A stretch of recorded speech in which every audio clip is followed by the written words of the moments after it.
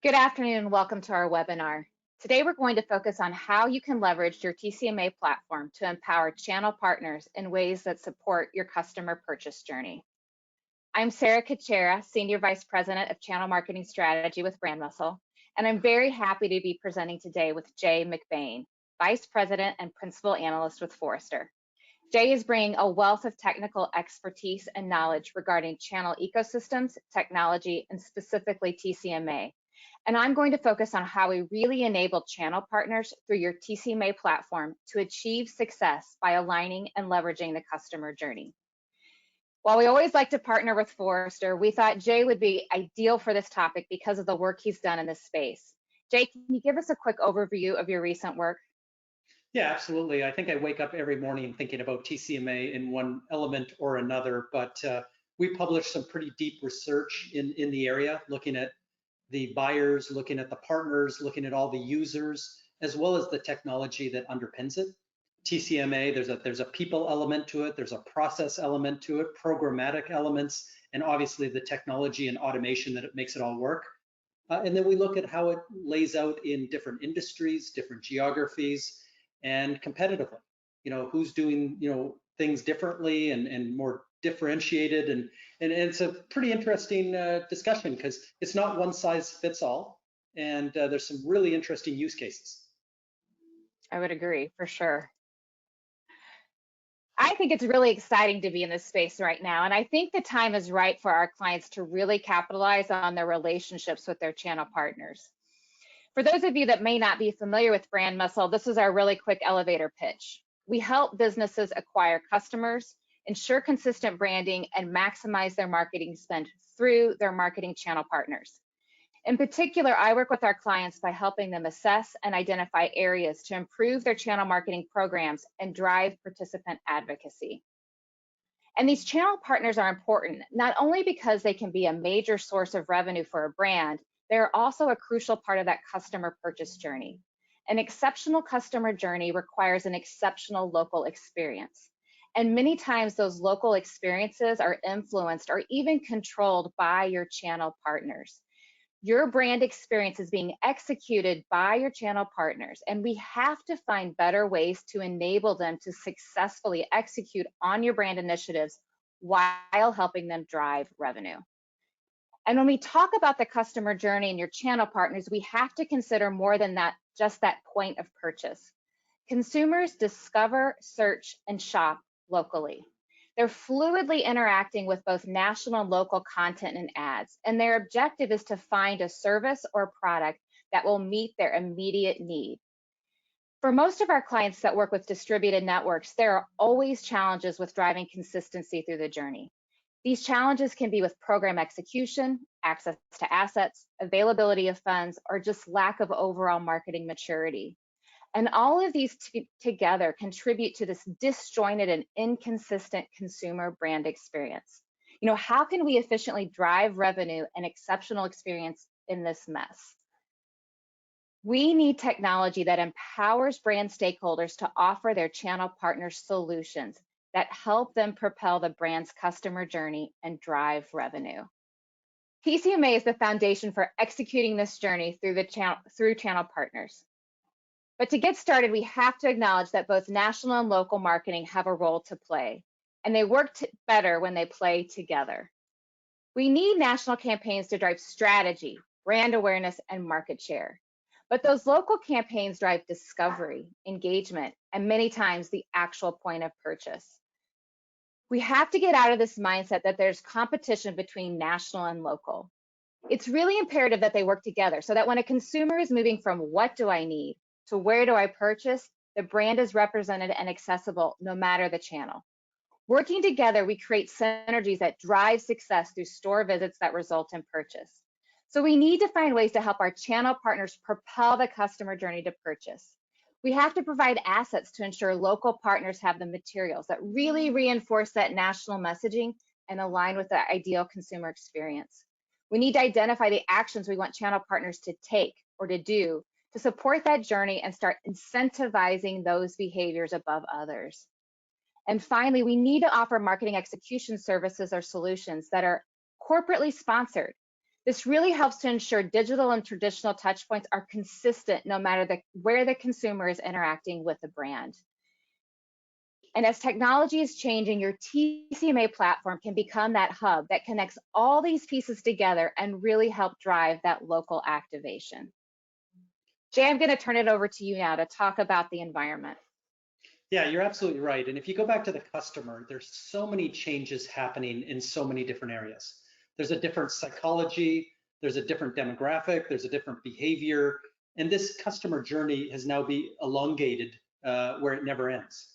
So things are popping up almost weekly now in terms of how we do our jobs, how we look at the national versus local battle. But even a few weeks ago, Google and Apple both jumped onto privacy, where we know that the future of buying, these consumers or business to business buyers want to be anonymous. They want to move through a digital or digital only journey. In a majority of cases, they're going to make vendor selection without ever talking to a salesperson, without ever filling out a marketing form with the correct information.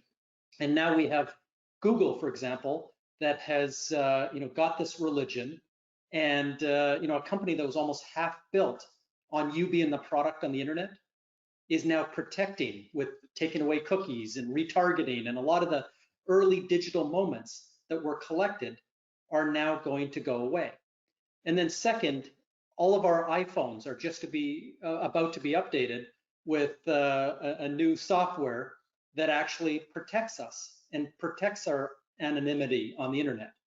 So in the end, the only way a brand is going to see these digital early moments is not through their MarTech stack or through their ad tech stack. It is going to be through partners. Those people that earn those early moments, writing the right content, recording the right podcast, doing whatever they do to get in front of that buyer and help them get to vendor selection. The only way you're going to be able to see that in the future is through those key players. And so this is a big change in the industry. And there was a recent survey that went around done by Accenture that asked every CEO in every industry of every size company in every country, and 76% of them think that their current business model will be unrecognizable in 5 years. And ecosystems are the #1 reason why. That's just an example of that early journey difference. But there's a big difference in terms of how ecosystems run versus how local marketing and how partnerships and everything else run in the past. One is we always looked at it as, revenue and profit and customer sat, and we had our KPIs, and it was very linear in the way it worked. Well, ecosystems are about value creation, which is harder to measure, and it takes different technology, to drive that from a marketing to, through, and with perspective than, what we've traditionally done. It's about co-innovation. It's 1 + 1 = 3 in front of the client, coming together and perhaps with others and really delivering that last mile solution, working together collaboratively, more so than in the past. And then the network effects. We have a lot of examples now of companies that are getting introduced into new opportunities by leveraging these ecosystems that they wouldn't have done in the past. So to just jump out of the industry and to use an example, a forklift manufacturer who added an Internet of Things device to each forklift, which now sends out 1,000 data points per second. How much it lifts, which if you think about forklifts for a minute, that's all they do is lift heavy stuff. But the geography, the GPS coordinates, the data around humidity and temperature, think about these 1,000 data points. And then you go to this website of a forklift and it starts to look like a tech company, which happens to sell forklifts on the side. And then you look behind that and you see this digital ecosystem for everything. You're now 4 clicks into the website and you don't know how thick the steel is, how big the tires are, how much the thing can lift, but they're starting to talk about value creation, co-innovation, and network effects. So yeah, they're marketing to, through, and with their local dealers. There's hundreds of dealers that you can rent this forklift at, but they're now marketing to, through, and with thousands of partners, construction companies, builders, architects. They're starting to reimagine from both the local dealership to all the local influencers and local people that drive adoption and drive integrations and stickiness and upsell and cross-sell. It's a completely different mode. And this is where we're at now from a technology perspective, is you can't do this on a spreadsheet, and you can't do this at the level of scale that we need to now do it in an ecosystem world. So when you go beyond that, you think of an industry and you think of all 76% of those CEOs. One of the underpinnings of an ecosystem is this massive move to subscription and consumption models. So in our personal lives, everyone who sells us a toothbrush, a shaver, wants to figure out a way to sell us that every 30 days forever. And it's just a consumption model. And then, once they're selling you the toothbrush, they're trying to figure out how to, add on toothpaste and shaving cream and other things to that order to enrich it. But every industry now has companies that are rethinking themselves. In the technology industry, in the last couple of months, companies like Cisco and Dell and HP and IBM have all gone all consumption and accelerated because of the pandemic. So these are companies that sell hundreds of billions of dollars of equipment who are now reframing it as monthly. That changes your partnerships, and it changes how you market with your partnerships. So to look at this a little bit deeper, we also have a world that's getting very much embedded and white labeled. So there's not even products anymore in many cases. When I talked about the Internet of Things device within that forklift, it's not a product SKU. You don't rent the forklift and add on that product for $10 a day. It's embedded. But that solution is so much more valuable to the client. And obviously all of the people in that industry that are allowed to build bigger, faster, better, cheaper buildings because of that data and because of that value and co-innovation. So every industry, most companies are becoming tech companies one way or the other. And a lot of it now is not just product SKUs. It's actually this embedded technology like AI and automation and blockchain and quantum computing and VR, AR, MR. I could go through dozens of examples where we're not in a product-focused future. And in a world of that, we're into, for many companies, product-led growth. So they're not thinking of selling in the same way they did in the past and serving up these subscription models, these consumption models. I always say that you don't buy your Netflix subscription from your cable guy in the white van. You buy it in a digital way. If you don't watch Netflix for 60 days, you cancel it. This product-led growth model where you use Zoom for the first time for free, then at 40 minutes, it was just about to hang up on your customer and you quickly type in your credit card number. There's over 100,000 SaaS companies today that are in a product-led growth model as opposed to other ways to go to market. I talked about Dollar Shave Clubs and direct to consumer. There's obviously different ways, and the transaction is becoming less important. The local business couldn't be more important in terms of influence and long-term retention, but all of the heat on the transaction is moving around a little bit. And then we know the growth of marketplaces. So if you look last year, marketplaces had more growth in the first 3 months of the pandemic than they did in the last 10 years combined. And if you look at this hockey stick and you look at it from a consumer perspective, you look at it from a business perspective, all of the $86 trillion of global GDP is starting to shift. We're at a point now where 1/3 of the US economy flows through e-commerce. And you think that that's a direct threat against some local businesses and some local resellers. But in the end, it's just changing in terms of their value and where they show up in this elongated customer journey and how that brand enables them to market and sell and service longer term and make more money throughout the process. So we're at a point now where if we ask those buyers, 60% of them think this is really convenient. I could never imagine paying my Netflix bill 12 bucks a month to somebody driving by in a white van, but the person in the white van is critically important to me to make sure that all of my services end up working, that I'm getting the right internet speeds, that I'm getting the right connections to my alarm system and all those things. That person couldn't be more critical to making sure that I renew it every 30 days forever. But in terms of spending the money, that's where the biggest shift is happening. So we originally thought on the B2B side that 17% of all spend, it's $13 trillion in business, would start going through marketplaces and e-commerce by 2023. Given the pandemic and given where we are now, we're starting to think this might happen by the end of this year. And for every company in every industry right now, this just went from a back burner single digit issue to now a front burner double digit, change in how they do business. And if you go back to the 76% of CEOs who are up at night, these are some of the changes that are keeping them up. So the next thing is the changing conversation. You talk about resell, you talk about retail, you talk about all the ways money changes hands. And in a world that, more of it goes through marketplaces, or more of it goes into that Zoom model, which is that product-led model where you type in your credit card after consuming something for a while, or it goes into like a direct-to-consumer consumption. If you have a printer beside you right now, the amount of paper, or if you run a small business or a big business, the amount of paper that you have in your closet to support that printer, it should be on an Internet of Things scale. And when that scale gets down to a certain amount, like 5 pounds, it should trigger somebody in the background, which is a local business. I mean, you could trigger a local Amazon delivery, you could trigger a local Office Depot or Staples delivery, you could trigger your local printer specialist to come and make sure that your paper never goes below that threshold. Automated. You never have to think about paper ever again because you're not going to run out.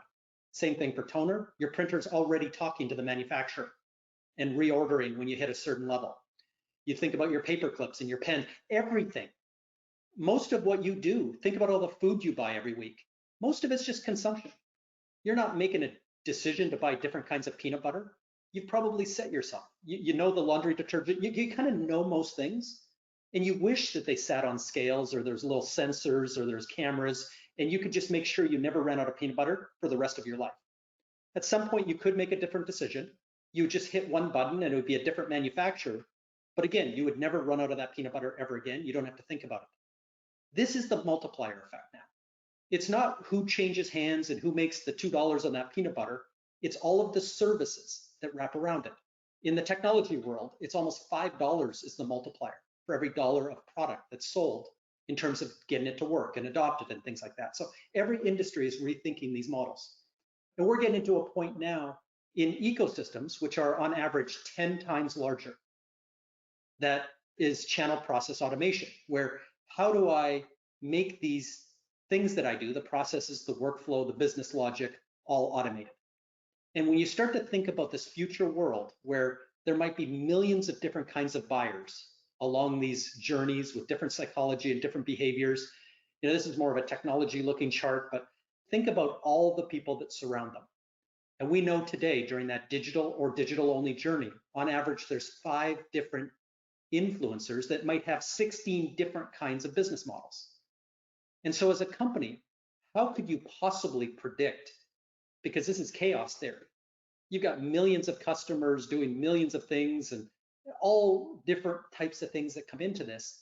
And to be able to market to, through, and with, and make sure that you're never going to get all 5, but what if 1, 2, or 3 of those people around your prospect are saying the right things, are adhering to your brand compliance, that are capturing it at the right time in terms of the right time, the right place, the right person. If they're all enabled in the right way, when it gets to the point of vendor selection, you've covered it enough that that you're going to win the deal. The biggest threat now is losing a deal before ever knowing there was a deal. So as we kind of roll this, into a conclusion, the elongated customer journey for most brands have created a trifurcated channel or a trifurcated way of they think of their local partners. That point of where your customer thinks that they have a problem and the journey starts to the point they make vendor selection is changing rapidly. And the players who influence during that stage are also changing. And many companies haven't built up this army of influencers yet and don't know how to market to, through, and with them to support that early journey. And I just said how critical this is when Google and Apple take away all cookies and other MarTech technologies to be able to help. Now we're only in ecosystem tech and channel process automation. The transaction model, and then in a subscription model, every 30 days forever. A journey never ends. You got to drive adoption, stickiness, and then enrich the contract every 30 days. There's a whole other channel after the point of selection that maintains that customer for life for you. So to summarize, you've got kind of overlapping technologies that are dependent somewhat on each other. We've had major categories that have come together, from digital assets to incentives to how to manage all these partners in kind of a linear way, onboard them and motivate them and drive loyalty. So there's so many things coming together, but the center point now is becoming through channel marketing. It's this celestial model, not a linear model. And you've got so many different moving parts that it's less about, trying to figure out and put this on some predictable scale, and how to manage the chaos, how to predict who one of those 5 players are going to be, how to enable them, and how to make sure they've got the tools to go help themselves and help you get to that point. And then to reload up their toolkit at every stage of that customer journey to make sure that both of you have a customer for life. So that's why it's dependent now on a foundation. We're not just adding a bunch of point solutions hoping.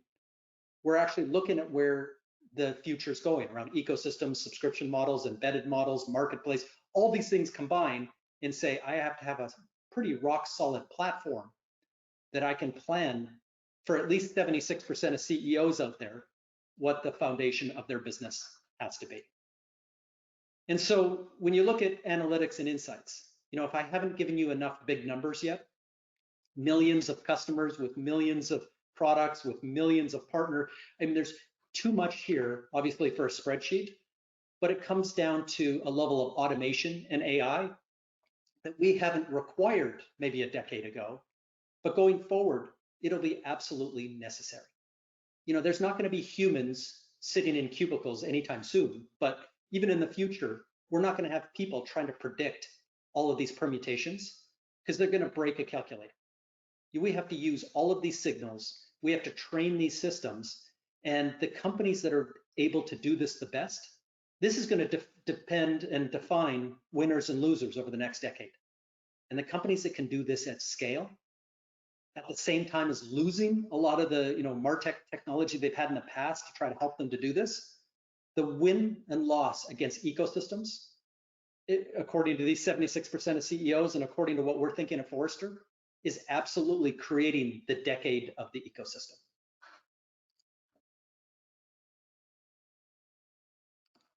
So kind of where I'm going to leave off here is the partner experience.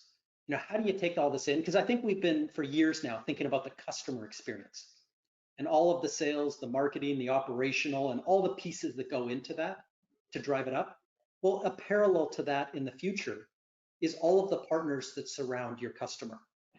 And again, if they don't have the right level of education and training, if they don't have the right level of incentives and motivation and loyalty, if they don't have the enablement from a sales, technical, marketing, and other perspective, if they don't have the ability to co-sell and co-market with you at scale, it's going to be a loss. So the partner experience becomes everything. And just like customer experience, if you can match customer experience with partner experience and have all the tools underneath that that can run in an automated way, you can free up your team to focus on campaigns and to take in those analytics and insights and understand what's working this week on a Tuesday afternoon in Wichita, Kansas, and now apply it Wednesday afternoon up in Buffalo.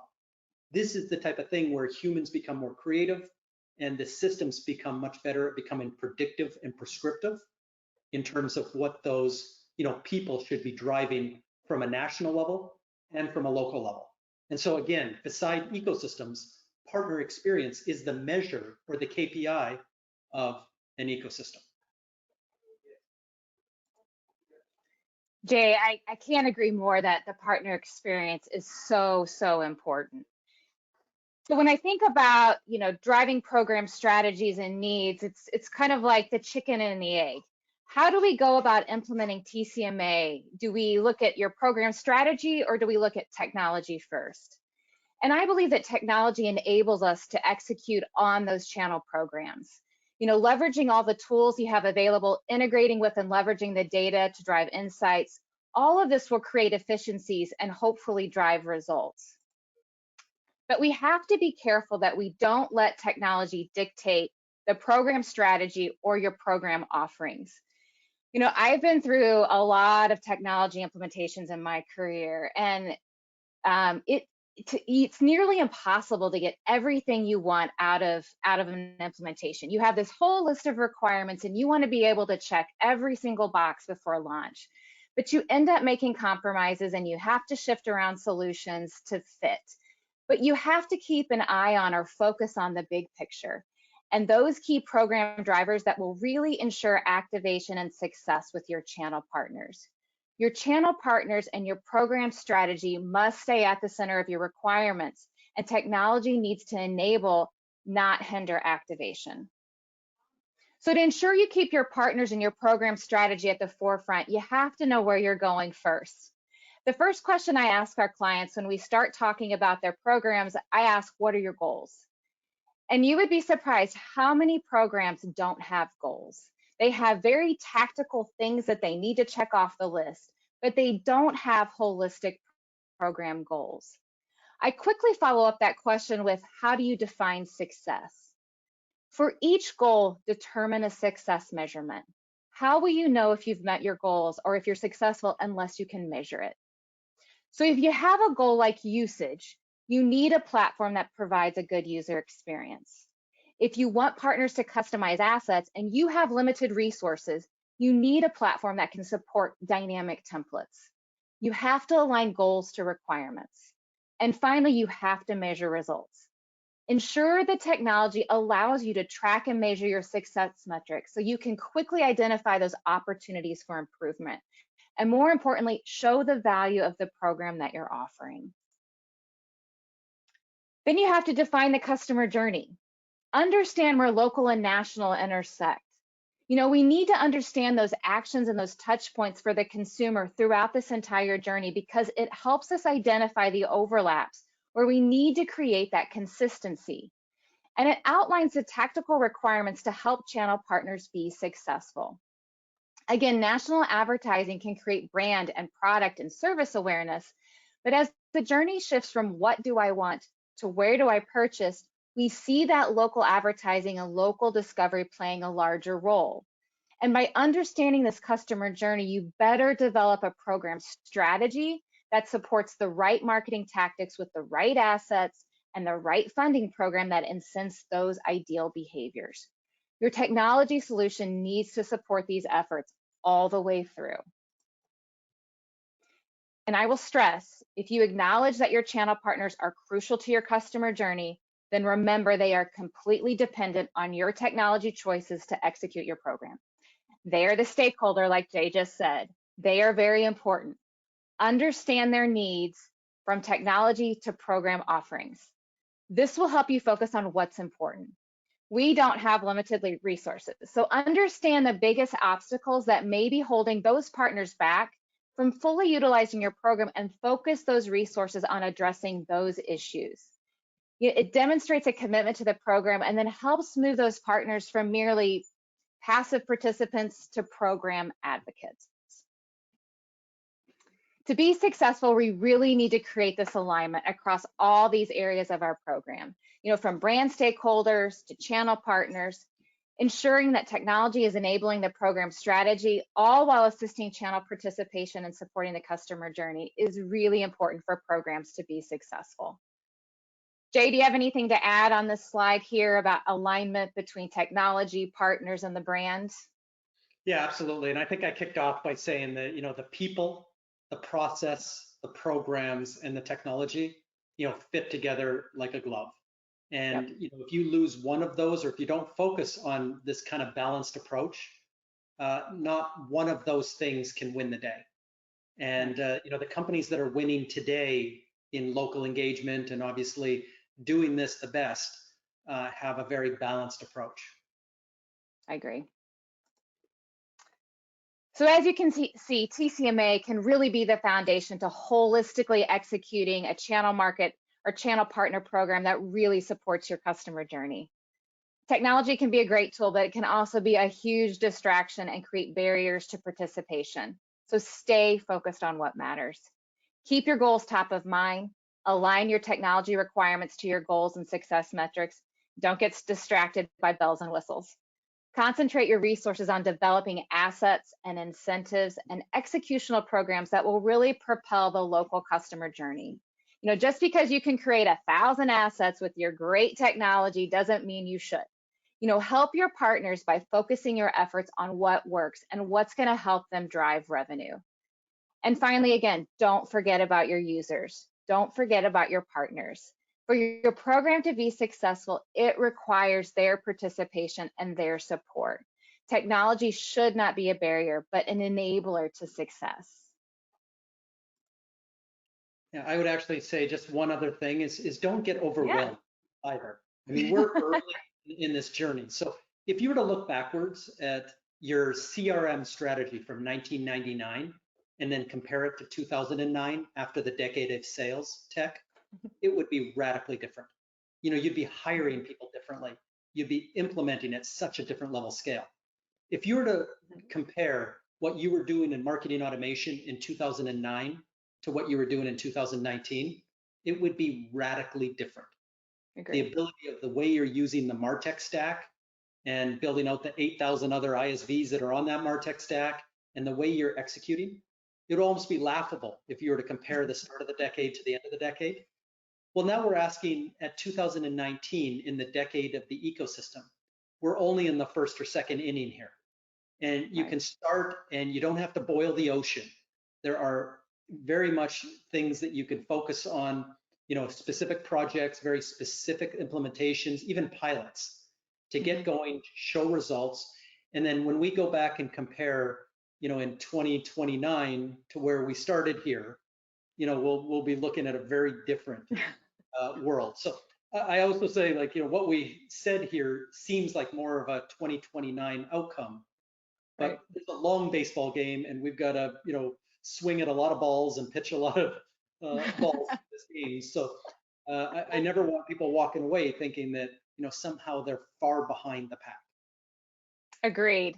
We're going to end this webinar on what works, and I would say to back that up, we get asked a lot, like, what's the perfect solution look like? What's the perfect ecosystem? How do all of these, what's the perfect vendors? How do we make this all together? And what I really tell our clients is that it depends, right? So we've seen environments where the TCMA platform really holds the whole program. Everything fits within the TCMA platform. It's a great user experience. It's a one-shop, stop to get everything I need. So that's great. And then we've seen situations where TCMA is the hub. It becomes the hub of the program, but then there's all of these jumping off points, and we're highly integrated with other solutions. So there's no multiple logins. We're SSO'd into other solutions. We're deep linking into solutions. So again, it's this frictionless, engagement with the tools, and both can work. But I think it's really focusing on that user experience. And I have a huge e-commerce background, so I'm hyper focused on that user experience. But I really believe to get that advocacy, not only from your channel partners, but from your internal employees that are managing this program, to really focus on that user experience and reducing friction is where we see success. So to your point, you may have a bunch of vendors. You may have just locked down 3-year contracts. Don't worry, it's okay. Focus on how do you really reduce that friction and make it super easy to engage is where you should focus. Because you've probably made the right decisions. Let's just figure out how to make it usable, really easy to use. What about you? What have you seen, or what do you hear from clients on, and where do they really get hung up, and where do you see successes, or where are some best practices you would recommend to those that are attending today? Yeah, the one commonality to success that I've seen over the years of doing this is obsession over the customer. And it doesn't matter if you sell peanut butter, it doesn't matter if you sell software, and it doesn't matter if you sell forklifts. If you obsess over your customer and obsess over every moment in that journey that's now never ending, and understand what they read, where they go, who they follow, the things that wrap around them, the psychology, the behaviors, these are the things that drive you. And this is competitively of what puts you a step ahead. you understand these moments better than your competitors, and you understand who wrap around these moments, Right. you can implement, you can get tactical, you can roll up your sleeves, you can get to that campaign level, approach once you understand those things. And you're also understanding and predicting changes that are happening when the majority of your customers or consumers become millennial in 5 years. You understand the differences in the buying that we talked about today. You're starting to see these shifts, but it's all wrapped around your customer. And those are the most successful companies that then move all their strategies outwards. And like I showed that trifurcated chart, which seems complicated, but all it was the customer journey broken down into 3 parts, and having strategies wrapped around each one of those things, and knowing that it's through channel marketing and this enablement, this co-selling, this co-marketing that wins the day at every one of those moments. And that's what puts you ahead of your competition. And when it gets to that point of vendor selection, you're not already in the conversation, but you're already in the lead in terms of where they're going to go. Yeah, agreed.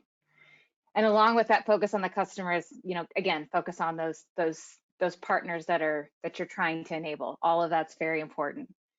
Thank you, Jay, so much for presenting today. I think we're going to open it up.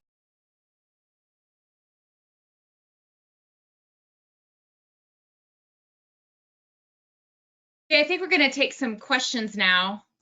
And the first question that I have, which is a really good one, and one that we get quite often when we're talking to clients, is how do you know if your company is ready to invest in a TCMA platform? Well, I think that You're on mute, Jay. Can you hear me?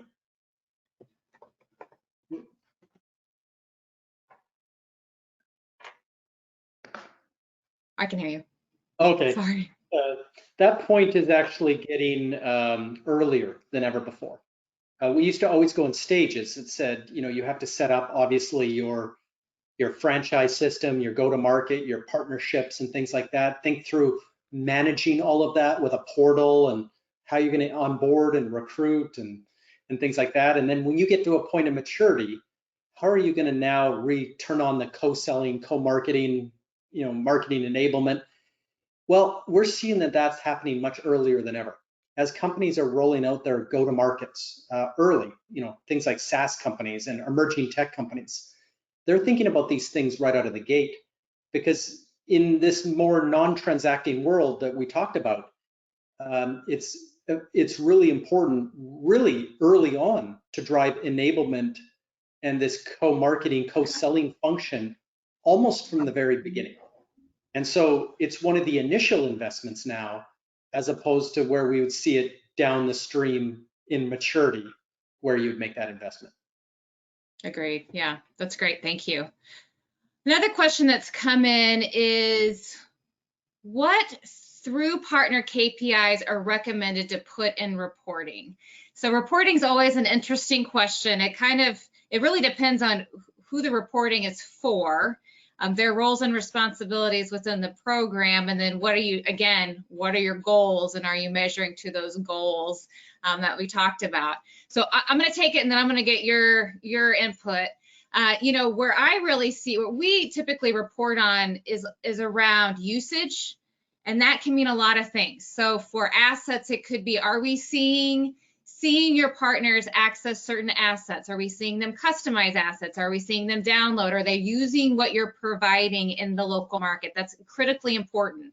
You're spending resources to develop those assets. We want to make sure that's getting paid off by being put in market.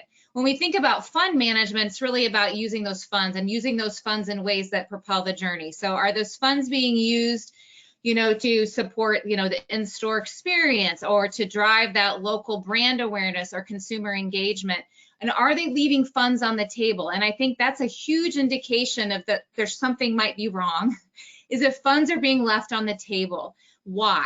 Is it too hard? Is it not covering the right things? That's a great place to start, is, what does your fund utilization look like, and where can we improve that experience to get all of those funds in market at the end of the day? That's the whole goal, is we want those funds in market.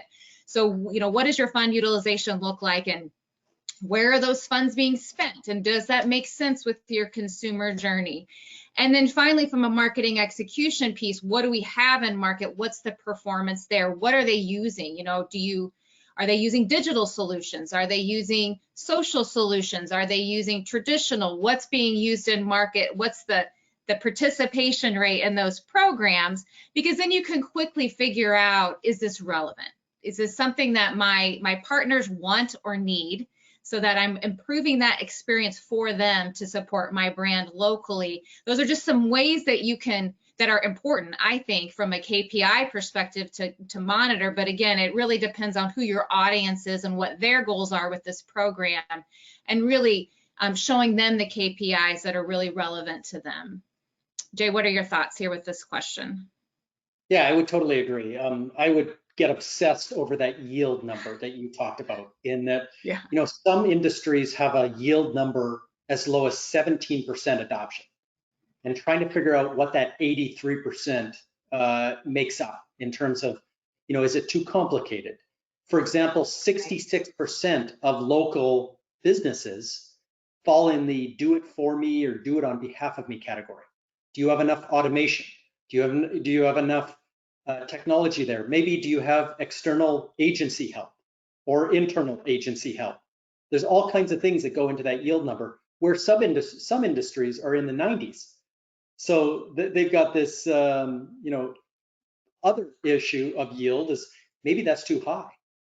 You know, maybe that we're not spending our dollars in a focused way, and we're not stack ranking, you know, things in the appropriate fashion, that we're getting the best return, because we do have more focused marketing across better influencers or better, you know, local businesses that could drive more. So yield is important. The second part of that is attribution. So, you know, out of the consumer world, we're now in B2B and B2B2C getting really good at starting to think about these non-linear or non-connected things, where you can't just go and grab the transaction or the money changing hands and then go directly measure, you know, the amount of influence or the amount of value add or the value of services that were added to make that happen. Now it's a little bit of an art versus a science of trying to figure out all of these digital moments that we talked about, and who's making what moves at what moment, and how that all adds up, and what's the stack ranking of more of these non-scientific things, and am I driving my marketing spend to the right places, as opposed to more of a shotgun approach and just, you know, hoping as a strategy. No, and I totally agree. When we look at that customer journey and aligning, you know, what do we need that local experience to look like? We want to incent the behaviors that are really going to convert. To your point, we want a good ROI on that investment of dollars. And so are we incenting the right, number one, do we even know what the right activities are? And then are we incenting those that behavior or that activity in a way that's beneficial for both that local partner and the brand, because we do want to see a positive return on that investment. Jay, I've got a question specifically to you. When Jay said commonality regarding the customer, does he mean the partner or the end consumer? Actually, I meant both, interestingly enough, because depending again on the industry, you know, your partner could be the customer. In some industries, you actually don't get visibility to who the end customer is, especially in B2B2C. And in a lot of cases, in B2B now as well, in different models like subscription and consumption or usage-based, sometimes you actually don't get visibility all the way through. But when I talked about commonality, I'm starting to think about the ecosystem. And for most companies, here's the interesting thing. For some of the larger ecosystems that are growing, they don't draw the delineation anymore between customers and partners, because, you know, in that model, a customer becomes a partner and a partner becomes a customer. And whether it's, you know, in tech, for example, managed services, in 23% of cases, they are your customer. And whether you know who the end customer is or not, you're servicing the partner in the middle. And then in the other 77% of cases, they're a heavy influencer on the end customer. So there is that multi-step. but most companies now are recognizing partner experience and customer experience as parallel and not making a huge delineation between the two. And if you can implement technology to kind of recognize that outcome, again, given all these changes, I think these two worlds come smashing together. Totally agree.